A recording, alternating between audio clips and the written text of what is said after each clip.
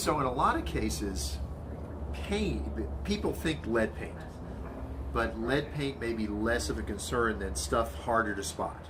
Yes, like lead dust.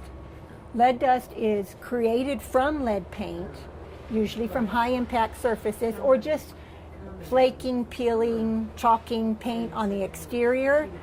That can also poison a child, but generally children are indoors, they're crawling around, they're putting their hands in their mouth, and if you've got old windows, old doors, old linen cupboards, frequently have lead-based paint on them. It could be any surface inside the house. If that creates lead dust, the child can be poisoned just from putting their hands in their mouth. And even from paint on the exterior of the house, you could track it into the house? Yes, you can track it into the house. And the thing about lead tastes good. It's kind of sweet.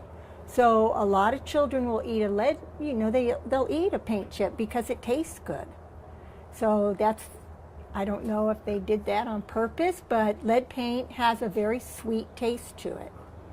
So flaking paint, that's a real obvious warning sign, but right. People should be aware of more subtle things. Yeah, flaking, chalking, yes. And the thing about lead paint, the problem is it is so subtle. You don't see lead dust unless you're looking for it. People who mop and clean all the time, they're not going to have lead dust in their home. But if you have an old window, you may have cleaned your windowsill one day, you opened it all through the summer, it's created lead dust on the windowsill again. So even the best housekeepers cannot prevent lead dust from old windows. Now, if you do find lead paint in a house, what do you do to safe that out? If we find lead, well, it depends on where it's located. If it's something we can remove, like a window or a door, we remove it. That's called abatement. If it's a surface we can't, like frequently you'll have it on the eaves of a house or the gables, what we do, we can stabilize the paint, and then the homeowner needs to be vigilant in making sure if that paint starts to peel or flake again, that they paint over it. Frequently, like on the interior of this house, if we found lead on the wall, we would do what's called encapsulation. We would take drywall and we would put a layer of drywall over the wall. We're gonna have to This is a very high traffic. Yeah. Yeah, we live across the street from the Air Force Base. Yeah. Business hours. Yeah. So we were talking about how you may actually take a solid barrier and just fasten it over the wall. Right, like a drywall. You'd indicate, before you do that, you'd indicate on the wall with X's that there's a problem there. So if somebody came in to remodel years later, it would be indicative of, here's a problem. It will say lead paint right on it. So people are given reports, they're given a lead report, they're given a report that states what was done in the home, because by law now you have to disclose if you have lead in your home. And even though we're creating a barrier, we're not removing the lead. So that's something, Yeah. Right. If you need to. Yeah, if we find paint on a wall, what we'll do, it's called encapsulation. It's where you create a barrier that lasts a minimum of 20 years. If it lasts 20 years, it's considered abatement. But you have to indicate in a report where that wall was, so that if the house is ever sold in the future, people just don't cut a hole in that wall without being aware of the fact that there is lead paint there.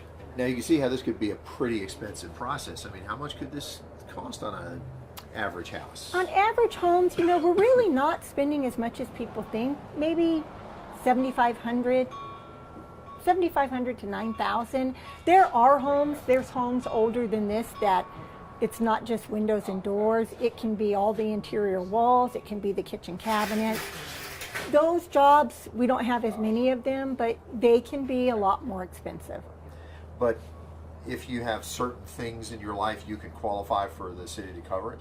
Oh, absolutely. If there's a child under the age of 6 that visits the home or lives there, you're eligible for the program. We have income guidelines, but a lot of your lower income or a lot of elderly are on fixed incomes. A lot of grandparents, great-grandparents are watching the kids at their house. They qualify. We also do rental units The tenant has to qualify for the program, but the landlord has to agree to make the unit affordable for a period of 3 years. Okay, because I can see how in a lot of cases these are renters we're talking about as Right. opposed to owners. Right, but renters have the same concerns owners do. They don't want their children poisoned.